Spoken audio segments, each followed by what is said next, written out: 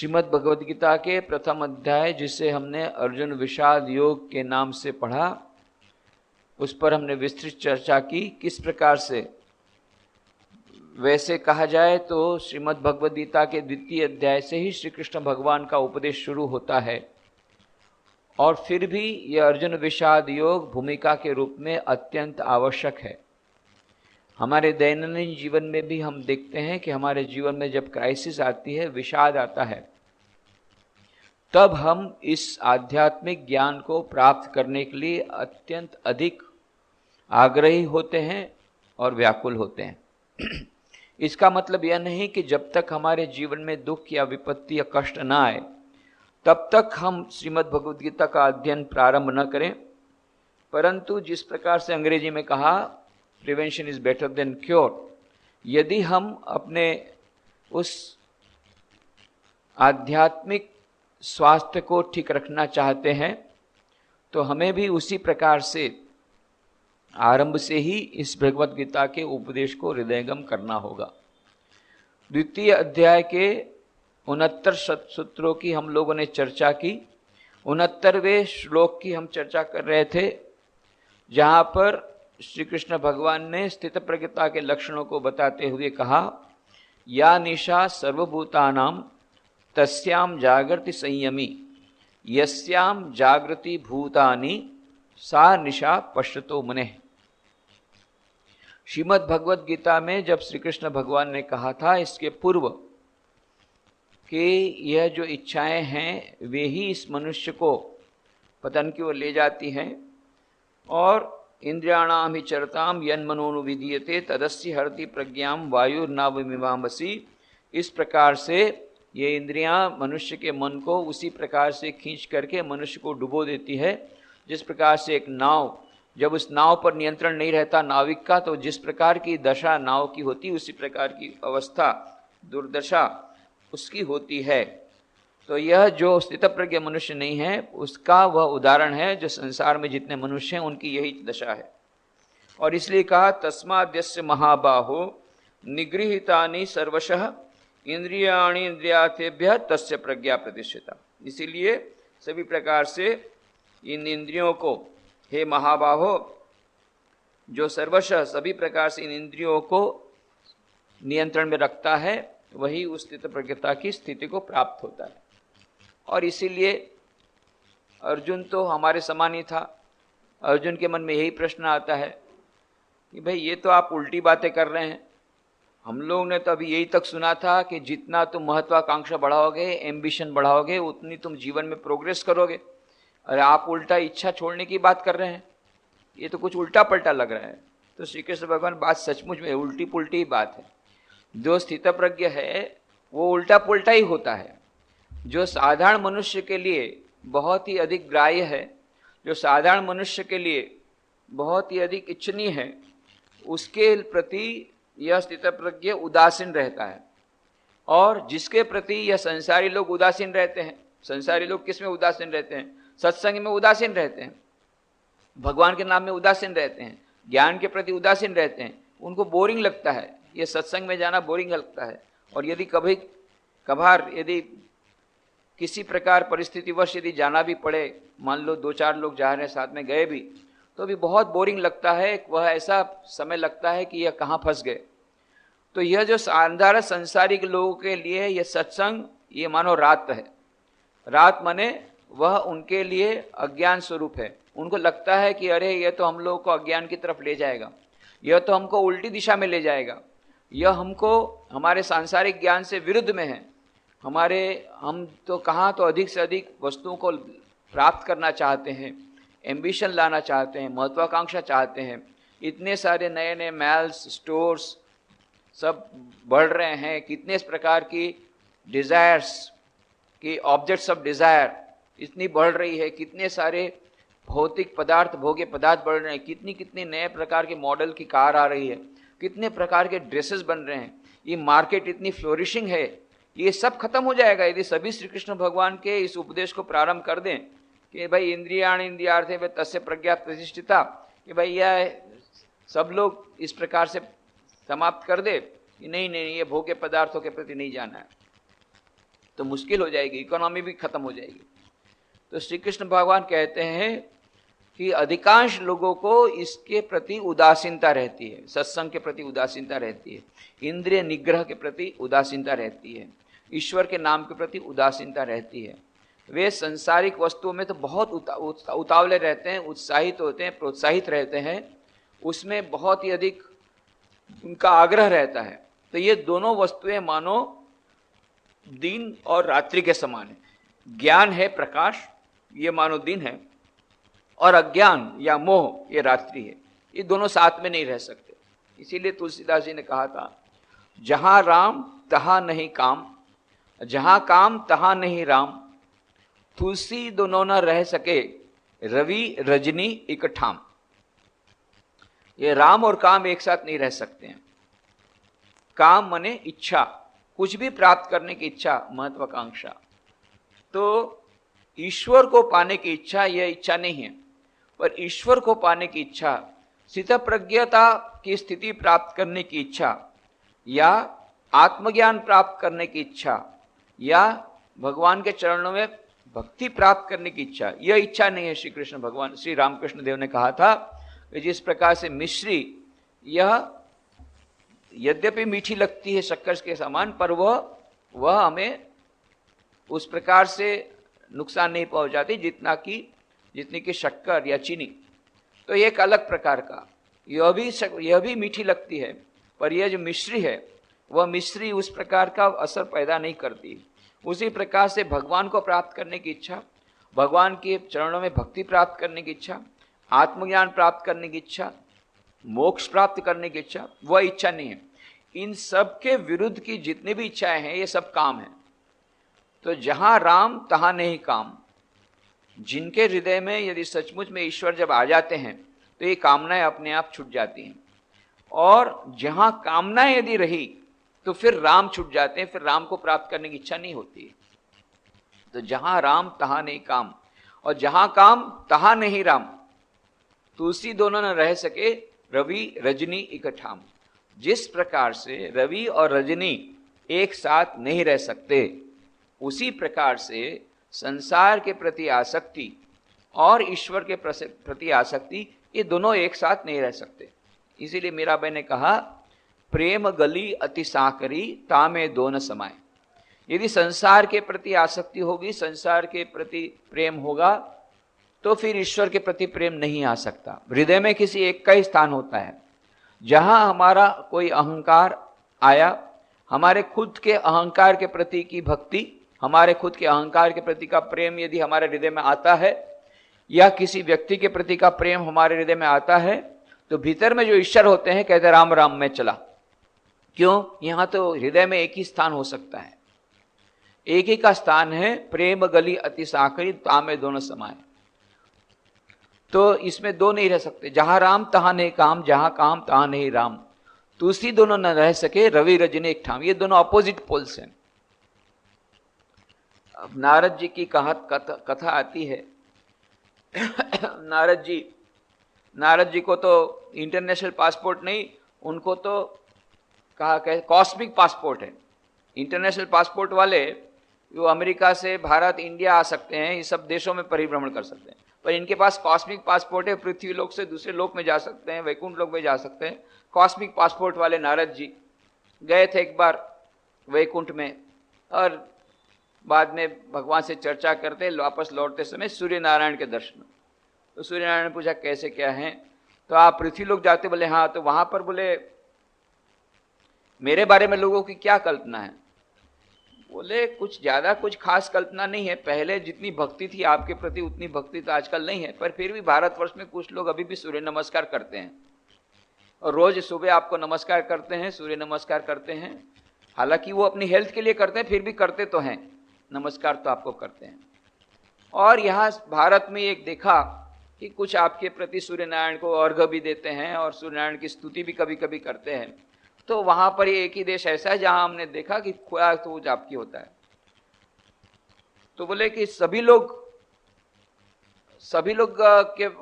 का मेरे प्रति लगाव है? तो बोले हाँ सभी का है, केवल एक स्त्री है वो स्त्री आपसे घृणा करती है। बोले तो मैं उस स्त्री को देखूंगा, उसके साथ बात करूंगा, क्यों मुझसे घृणा करती है? बोले उसका नाम क्या है? उसका नाम है मिस डार्कनेस। जाकर के बहुत प्रयत्न किया सूर्य ने उसको देखने का, पर जहां सूर्य देवता आए पृथ्वी पर, डार्कनेस चली गई साउथ पोल में, और वो नॉर्थ पोल में आए, तो जाकर के साउथ पोल में गए तो मिस डार्कनेस चली गई नॉर्थ पोल में। ये आज तक अभी तक चल रहा है, सूर्य देवताओं का अभी तक मिस डार्कनेस के साथ मुलाकात नहीं हुई। ये नहीं हो सकती है, क्योंकि ये दोनों हो ही नहीं सकते। जहां सूर्य आएगा तो सूर्य के प्रकाश के कारण मिस डार्कनेस नहीं रह सकती, वो भाग जाएंगी। तो यह सूर्य के चारों ओर पृथ्वी जब प्रदक्षिणा करती है तो डार्कनेस का जब हिस्सा आता है तो इसीलिए आता है कि सूर्य की परछाई वहां तक नहीं पहुंच पाती। तो यह इस प्रकार से मजेदार में ढंग में ये कहा गया कि जहां अंधकार है वहां प्रकाश नहीं हो सकता सूर्य का, और जहां सूर्य का प्रकाश है वहां वो अंधकार नहीं हो सकता। तो रात्रि और दिन ये दोनों एक साथ नहीं रह सकते। उसी प्रकार से ये संसार के प्रति जो हमारी आसक्ति और ईश्वर के प्रति आसक्ति दोनों एक साथ नहीं रह सकते। तो स्थितप्रज्ञ मनुष्य कौन सा है? तो इसीलिए कहा कि जो मुने हैं, जो मननशील हैं, जो उसके लिए यह जो है पूरा उल्टा हो जाता है इक्वेशन।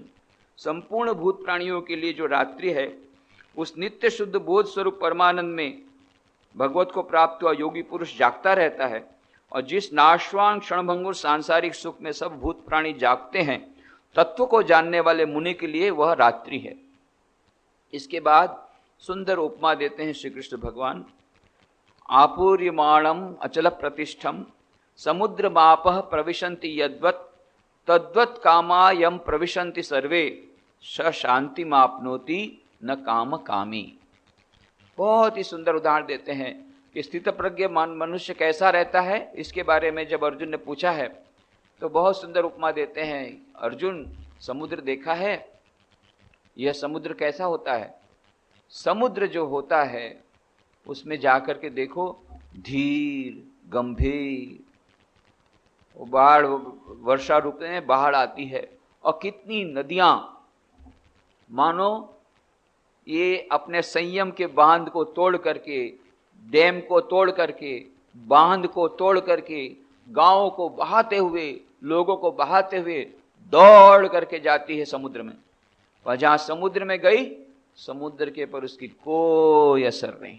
समुद्र वैसा ही धीर गंभीर है। कितनी सारी नदियां अपना जल उड़ेलती रहती है, यहां तक कि वर्षा ऋतु में पागल के समान आकर के कितना सारा जल डाल देती है, परंतु समुद्र के पर उसकी कोई असर नहीं। समुद्र अपनी लिमिट को बाहर कभी नहीं जाता है, अपनी सीमा का उल्लंघन कभी नहीं करता है। धीर गंभीर शांत, और कैसा है वह? अपने आप में कितना सारा जल भराया हुआ है, परिपूर्ण है, जल से परिपूर्ण है। उसी प्रकार से यह स्थित प्रज्ञ मनुष्य है। मैंने दो यहां पर उपमा दी गई। एक, वह समुद्र कैसा होता है? परिपूर्ण होता है। आपूर्यमाणम अचल प्रतिष्ठम, सब ओर से परिपूर्ण है यह समुद्र, जल से परिपूर्ण है।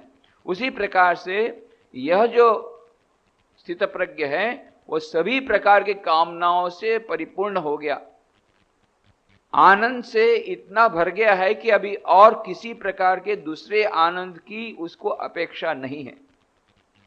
सब ओर से परिपूर्ण है, परितृप्त है। वह समुद्र परितृप्त है, यह जो स्थित प्रज्ञ है वो भी परितृप्त है।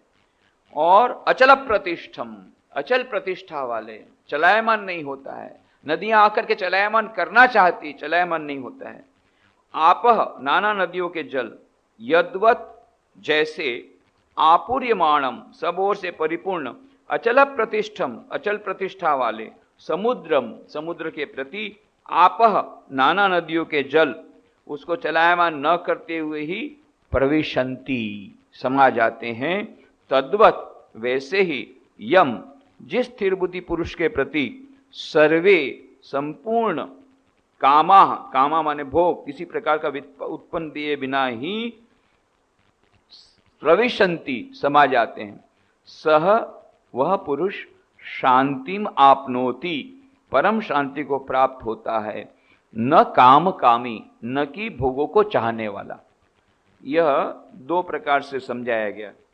जैसे सब ओर से परिपूर्ण अचल प्रतिष्ठा वाले समुद्र के प्रति नाना नदियों के जल उसको चलायमान न करते हुए समा जाते हैं, वैसे ही जिस स्थिर बुद्धि पुरुष के प्रति संपूर्ण भोग किसी प्रकार का विकार उत्पन्न किए बिना ही समा जाते हैं, वह पुरुष परम शांति को प्राप्त होता है, न कामकामी, न कि भोगों को चाहने वाला। तो यहां पर यह दो कॉन्ट्रास्ट फिर से बताया। जो कामकामी, भोगों को चाहने वाला, वो किस प्रकार से होता है? अतृप्त होता है, नंबर एक। यह परितृप्त है, समुद्र के समान परितृप्त है, पर नदियों के समान यह अतृप्त है। जितना भी जल डालो उसको और जल चाहिए नदी को, और जब जल आता है तो अपनी सीमा लांघन कर देती है नदी। तो दो प्रकार के लक्षण बताए। एक परितृप्त, समुद्र है परितृप्त, पहले से चारों ओर से परिपूर्ण है, जल से परिपूर्ण है। उसी प्रकार स्थितप्रज्ञ मनुष्य, वह मानो सब काम उसमें, वह कामनाओं से परितृप्त है। आध्यात्मिक अर्थ में उसे हम ले रहे हैं कि उसके भीतर में इतना आनंद है कि फिर वह मानो अपने आप में संतुष्ट है, इसलिए संतुष्ट करने के लिए उसे बाहर के किसी पदार्थ की आवश्यकता नहीं है। यह ऐसा स्थितप्रज्ञ है। मान लो किसी को आइसक्रीम बहुत उसका फेवरेट है, बहुत अच्छा आइसक्रीम लगता है, अब 3 ब्रिक उसको आइसक्रीम दे दिया, तो 3 ब्रिक आइसक्रीम तो बड़े उसने चाव से खाया। फिर उसने कहा कि 1 ब्रिक और खाइए, नहीं नहीं नहीं बहुत हो गया, फिर भी जबरदस्ती 1 ब्रिक खिलाया। उसके बाद में जब परितृप्त हो गया, अब उसको बोलो 1 और ब्रिक नहीं, बिल्कुल उसके चेहरे से लगेगा कि अब वह बिल्कुल बोलता है अभी किसी प्रकार का ब्रिक यहां जाएगा नहीं, परितृप्त हो गया। तो जिस प्रकार से यह उस समय के लिए परितृप्त हो गया, उसी प्रकार से स्थितप्रज्ञ जो रहता है वो सब समय सभी प्रकार की इच्छाओं से परिपूर्ण है। क्यों? उसे वह परम तत्व प्राप्त हो गया, उसे वह परम शांति प्राप्त हो गई, इसलिए उसकी शांति चलायमान नहीं होती है। और वह जिस प्रकार से समुद्र उद्वेलित नहीं होता है, विचलित नहीं होता है, इतनी नदियां आकर के पानी डालती रहती है, अपनी सीमा का उल्लंघन नहीं करती है, उसी प्रकार से इस मनुष्य के जो उसका जो संयम का बांध बना रहता है, वो बांध टूटता नहीं है। कितने भी प्रकार के बाह्य उस पर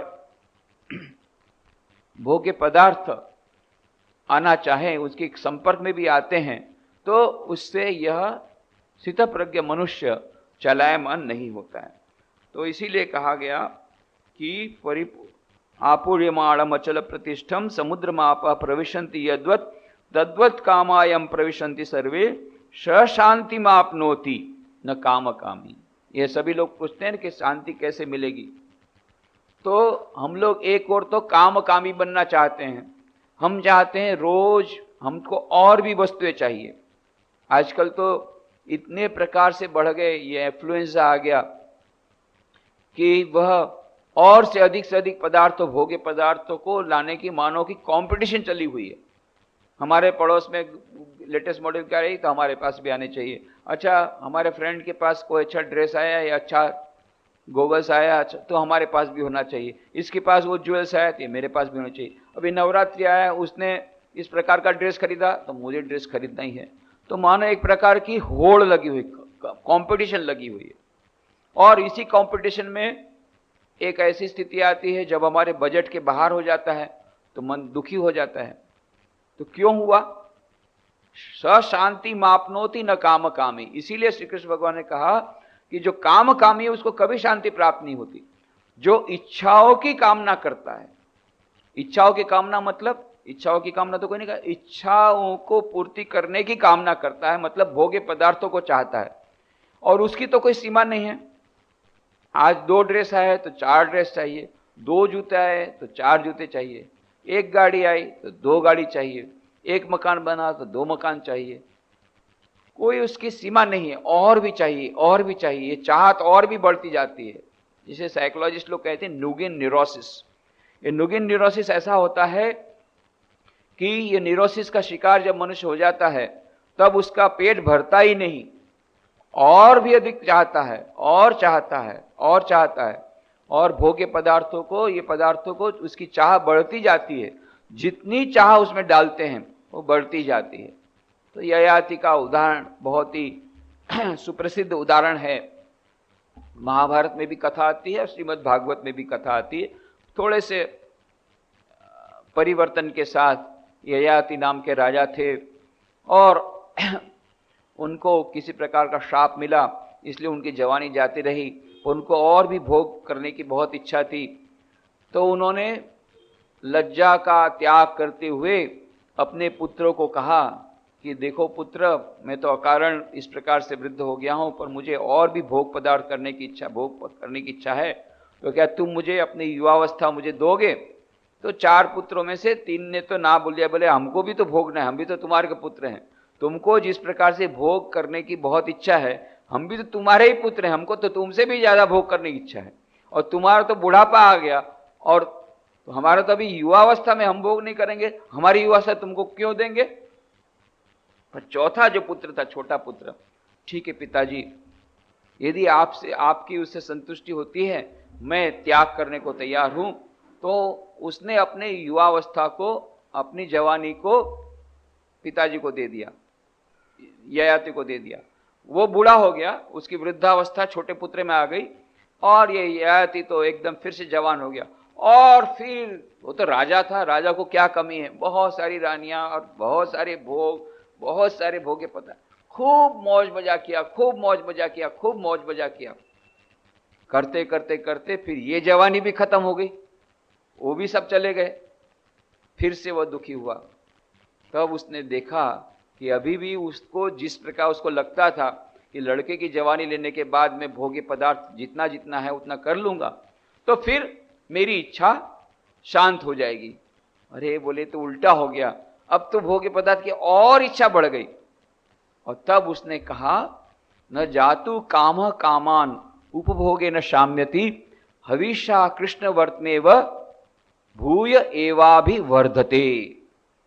मैंने एक्सपेरिमेंट करके देख लिया भाई, दुनिया वालों, मैं तुमको बता दूं, मैंने एक्सपेरिमेंट करके देख लिया, खुद ही एक्सपेरिमेंट करके देख लिया कि यह जो कामनाएं हैं, वो कामनाएं, कामनाओं की इच्छाओं को परिपूर्ण करने से कभी ये कामनाएं शांत नहीं होती है, शांति की प्राप्ति नहीं होती है।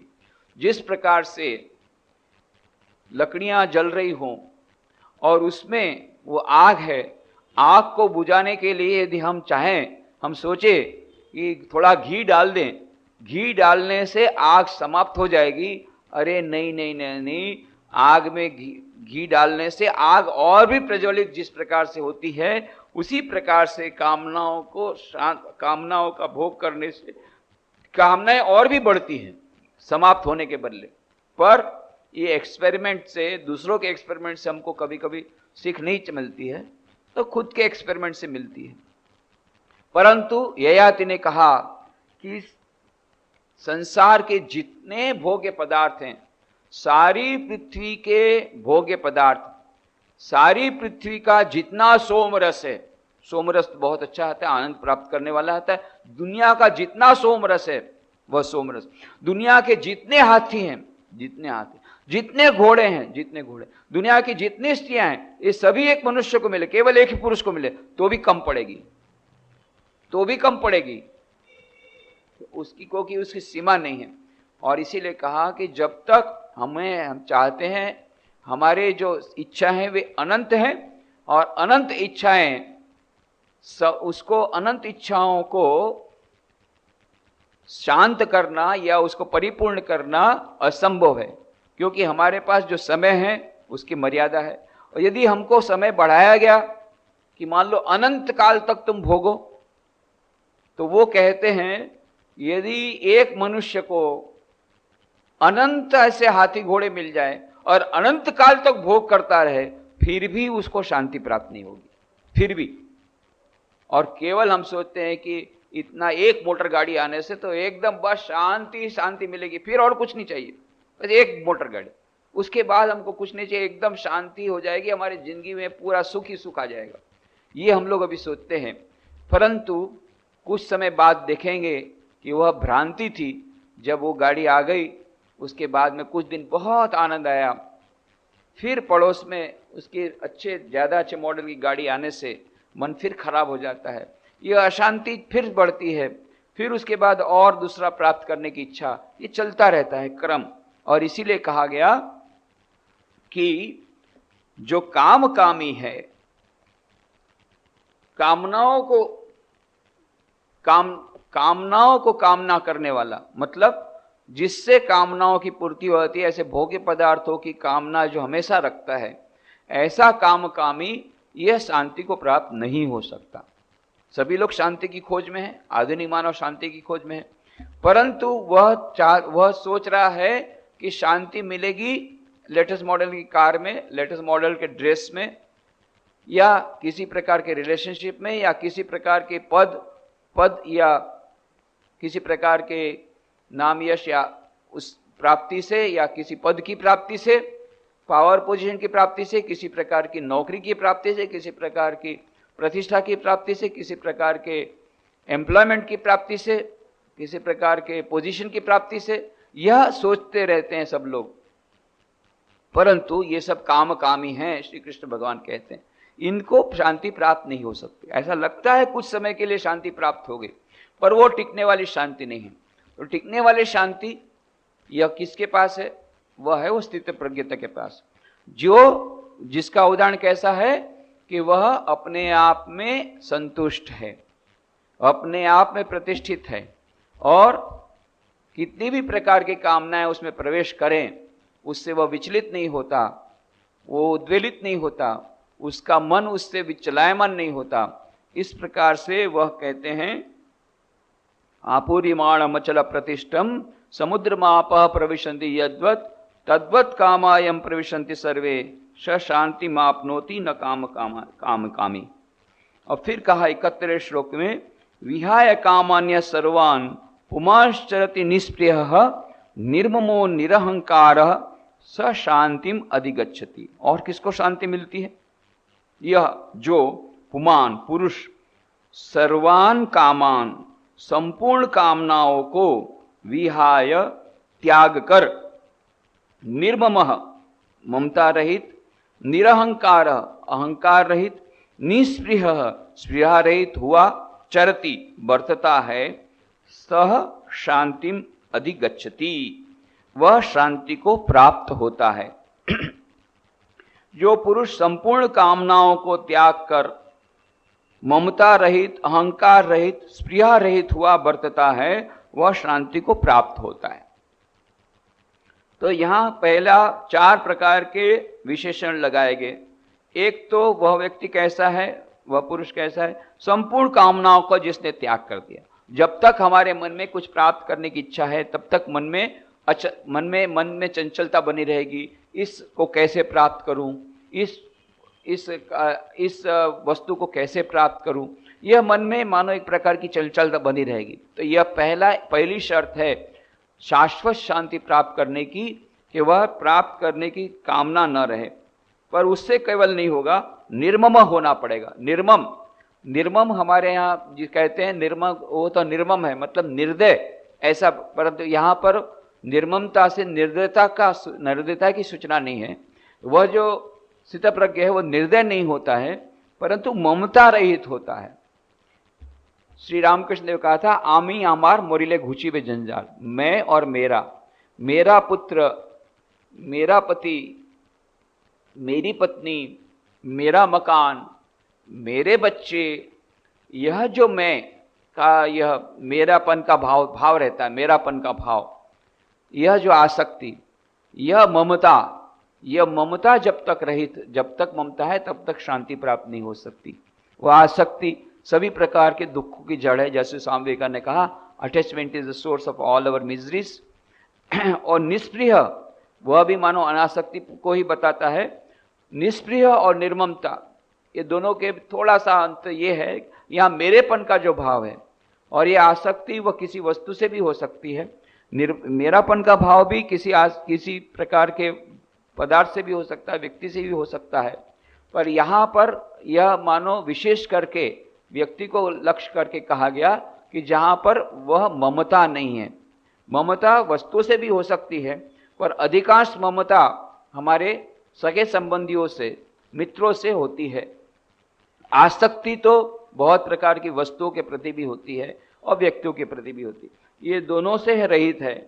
और इतना होते हुए भी मान लो कोई निष्प्रिय हो गया, आसक्ति का त्याग कर दिया, कामनाओं का त्याग कर दिया और उसने ममता का भी त्याग कर दिया। का त्याग कर दिया, मैं कम नहीं हूं।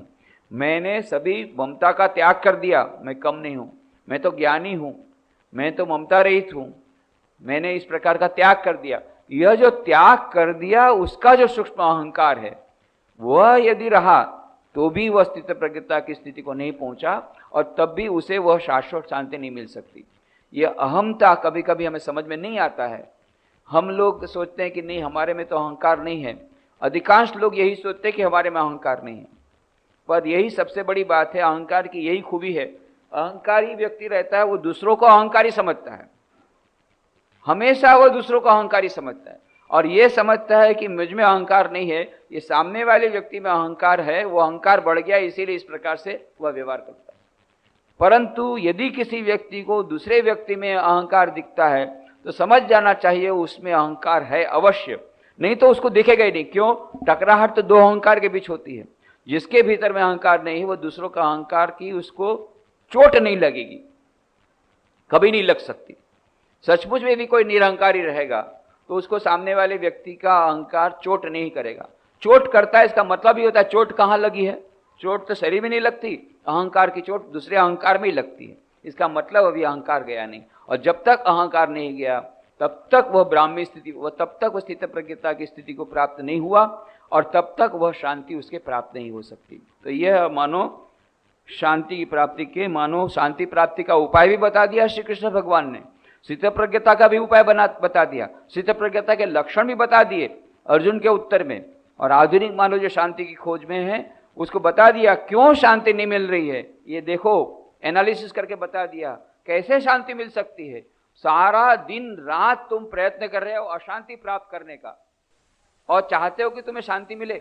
जितने उपाय हैं सभी अशांति प्राप्त करने के उपाय तुम कर रहे हो और बाद में चाहते हो कि तुम्हें वो शांति मिलेगी। तुम अपने अहंकार को बढ़ाने का प्रयत्न कर रहे हो, पद प्रतिष्ठा की प्राप्ति के लिए प्रयत्न कर रहे हो, स्पृहा बढ़ाने का प्रयत्न कर रहे हो, ममता को बढ़ाने का प्रयत्न कर रहे हो और कामनाओं को बढ़ाने का प्रयत्न करते हो, और चाहिए महत्वाकांक्षा बढ़ाने का प्रयत्न कर रहे हो और साथ साथ में चाहते हो कि मुझे शांति मिले।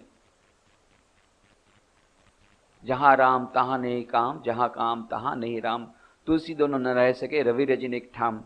हम चाहते हैं रात की तरफ जाना, रात को अपने पकड़ करके रात को अपने गले से लगाना चाहते हैं और चाहते हैं कि हमको ज्ञान का उजाला भी मिले। ये दोनों कभी नहीं हो सकता। जब तक हम उस अंधकार डार्कनेस का त्याग नहीं करेंगे तब तक मिस्टर नॉलेज, मिस्टर सन हमारे पास नहीं आएंगे। दोनों एक साथ रह ही नहीं सकते। और फिर अंत के श्लोक में कहते हैं श्री कृष्ण भगवान, एषा ब्राह्मी स्थिति प्राप्त पार्थ नैनाम प्राप्य विमुह्यति स्थित्वास्याम अंतकालेपि ब्रह्म निर्वाण मृच्छति। पार्थ, हे अर्जुन, एषा यह ब्राह्मी स्थिति, ब्रह्म को प्राप्त हुए पुरुष की स्थिति है। एनाम प्राप्य, इसको प्राप्त होकर न विमुह्यति, मोहित नहीं होता है। और अंतकाले, अंतकाल में अपि, अंतकाल में भी, अपि माने अंतकाल में भी, अस्याम इस निष्ठा में स्थित्वा स्थित होकर ब्रह्म निर्वाणम, ब्रह्मानंद को ऋच्छति प्राप्त हो जाता है। तो यहां पर यदि कोई पूछे कि जीवन मुक्त अवस्था है या नहीं, तो शंकराचार्य कहते हैं इसका प्रमाण ये है। कई लोग ये वेदांत में बहुत बड़ी चर्चा चलती है कि जीवन मुक्ति नाम की अवस्था नहीं है, विदेह मुक्ति। ये दो प्रकार की मुक्ति होती है, विदेह मुक्ति और जीवन मुक्ति। विदेह मुक्ति होती है जब मनुष्य अपना देह विसर्जित करता है, उसी समय उसे ब्रह्म ज्ञान प्राप्त होगा। तब तक उसे ब्रह्म ज्ञान प्राप्त नहीं होगा जब तक उसके प्रारब्ध टिके हुए हैं, कर्म का पूरा क्षय नहीं हो गया है तब तक। और सब कर्मों का क्षय होगा, प्रारब्ध का क्षय होगा, संपूर्ण ज्ञान प्राप्त होगा।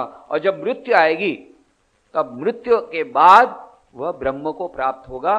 ब्रह्म निर्वाण उसको कहते हैं। ब्रह्म निर्वाण शब्द यहां दिया गया। ब्रह्म निर्वाण शब्द श्रीमद् भगवद गीता का है, और श्री कृष्ण भगवान यह जो महाभारत का ही अंग है, यह जो गीता का उपदेश, और यह महाभारत तो हजारों वर्ष पूर्व हो गया, भगवान बुद्ध के बहुत वर्षों पूर्व। कई लोग कहते हैं देखो भगवान बुद्ध ने तो वहां पर निर्वाण की बात कही, तो श्री कृष्ण भगवान ने भगवान बुद्ध के पास ये निर्वाण शब्द ले लिया। उल्टी बात है।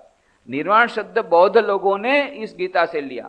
गीता तो हजारों वर्ष पूर्व की बात है, कम से कम 5000 साल पूर्व, ईसा के 3000 साल पूर्व, और भगवान बुद्ध तो मान लो मात्र 2500 साल पूर्व की इतिहास में हो गए। इसलिए यह तो प्रागैतिक इतिहास के पूर्व की बात है महाभारत। तो उसमें भी श्रीमद् भगवद गीता में निर्वाण शब्द है। ब्रह्म निर्वाण, निर्वाण का मतलब होता है फिर आने जाना नहीं होता। वो पुनरपि जन्मम पुनरपि मरणम पुनरपि जननी जठरे शयनम, ये बार बार जन्म होना, बार बार मृत्यु होना, उस आवागमन के चक्कर से वह मुक्त हो जाता है, वो ब्रह्म निर्वाण को प्राप्त हो जाता है। जो स्थित प्रज्ञ मनुष्य रहता है, बस उसके बाद फिर सभी प्रकार के दुखों से शांति, सभी प्रकार के दुखों से निवृत्ति, सभी प्रकार की अशांति से निवृत्ति, हमेशा के लिए, सब समय के लिए। उसे बाद में किसी प्रकार का ज्ञान, किसी प्रकार की अशांति, किसी प्रकार का दुख, किसी प्रकार का बंधन अब उसे नहीं रहता। वह मुक्ति को प्राप्त हो जाता है। शाश्वत मुक्ति, शाश्वत शांति, शाश्वत सुख, शाश्वत जीवन, शाश्वत अमरता, ये उसे प्राप्त हो जाती है। कुछ लोग समझते अरे भाई निर्वाण, अरे तो भयंकर स्थिति है, मतलब फिर तो मैं नहीं रहूंगा। जब मैं नहीं रहूंगा तो बड़ी भयंकर स्थिति है। मैं तो अपने मैं को रखना चाहता हूं। इसीलिए एक अमेरिकन स्त्री को जब ये बातें कही गई, आत्म साक्षात्कार, निर्वाण, तब वो अमेरिकन स्त्री ने कहा कि it is very dangerous, what will happen to my I, you are talking about dissolving my I, what will happen to my I. तब स्वामी जी ने हंसते हुए, विवेकानंद ने हंसते हुए कहा, you are talking like a foolish girl, you are talking like that foolish drop of ocean. एक समुद्र की छोटी बूंद थी, वह बोलती है मैं जब समुद्र में जाऊंगी तो मेरा क्या होगा। अरे क्या होगा, मेरा तो अस्तित्व नहीं रहेगा। अस्तित्व तो रहेगा, बहुत बड़ा अस्तित्व हो जाएगा। तुम क्यों रोती हो, अरे बहुत बड़ा अस्तित्व है, तुम समुद्र बन जाओगी। You will become immortal, you will become infinite, तुम अनंत बन जाओगे, अनंत अमरता हो जाएगी। ये नहीं कि मृत्यु, अरे मेरा चला जाएगा, मैं ही चला गया तो फिर तो कुछ नहीं रहा, नहीं मुझे निर्वाण नहीं चाहिए। हम लोग चिल्लाते हैं। तो श्री कृष्ण भगवान कहते हैं ये तो ब्रह्म निर्वाण है। उस ब्रह्म निर्वाण को प्राप्त करने के बाद क्या होता है, न विमोहति, फिर मोह नहीं रहता है। और इसीलिए कहा अंत काले अपि, यह अपि शब्द बहुत बहुत ही महत्वपूर्ण है। अंत काल में भी इस निष्ठा में स्थित होकर, इसका मतलब होता है अंतकाल में भी, मतलब जीवित अवस्था में भी, मतलब जीवित अवस्था में भी यह स्थिति प्राप्त हो सकती है। यही प्रमाण है जीवन मुक्ति अवस्था का।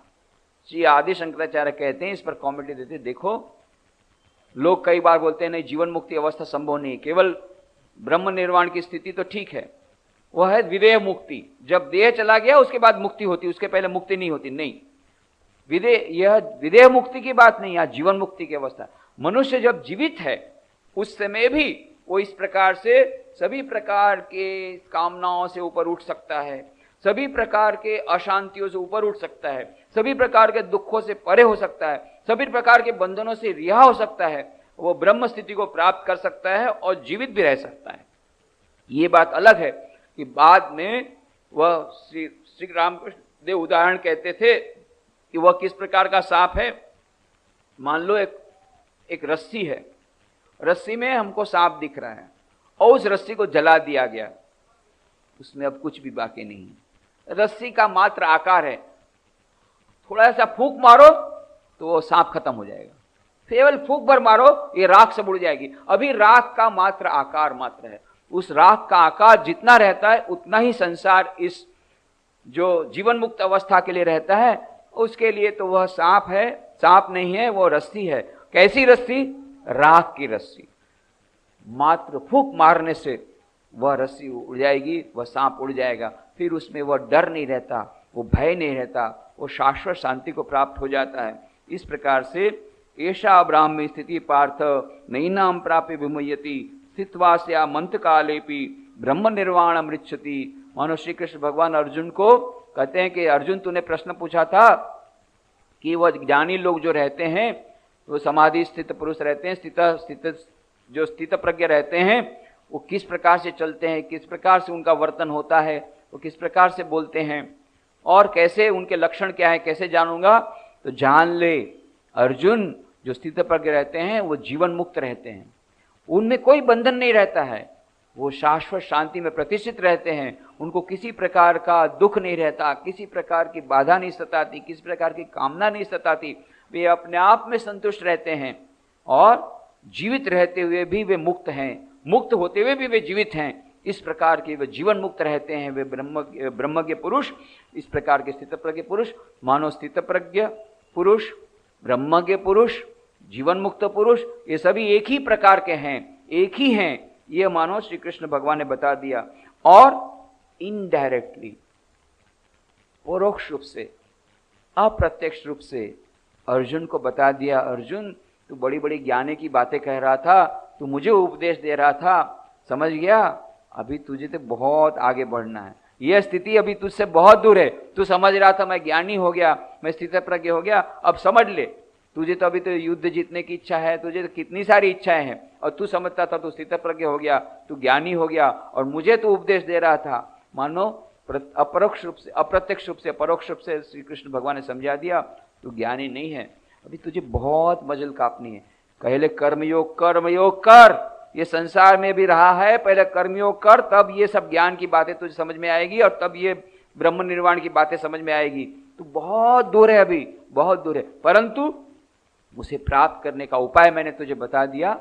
और तुझे यदि उपाय, वह ज्ञान तुझे बहुत कठिन लगता है, इन कामनाओं को छोड़ना बहुत कठिन लगता है, चल, मैं समझ गया, तेरे चेहरे से समझ गया, श्री कृष्ण भगवान चेहरे से समझ गए, ये तो पूरा बाउंसर जा रहा है, अच्छा ठीक है, चल अब तुझे कर्मयोग की शिक्षा दूंगा। संसार में रहते रहते, कर्म को करते करते तू किस प्रकार से, इस उच्चतम अवस्था को मैंने बता दिया कैसी अवस्था है, पर चलना पड़ेगा आज जहां पर है वहां से। ये तो मैंने 7वें मंजिला तूने बता दिया, ग्राउंड फ्लोर से चलना शुरू कर, एकदम से जंप मारना तेरे लिए संभव नहीं है, मैं समझ सकता हूं। चलो हम लोग कर्म योग से प्रारंभ करेंगे, तो कर्म योग की फिर शिक्षा श्री कृष्ण भगवान अर्जुन को देंगे। तो ये सब चर्चा हम अगले रविवार को करेंगे, आज यही समाप्त करें।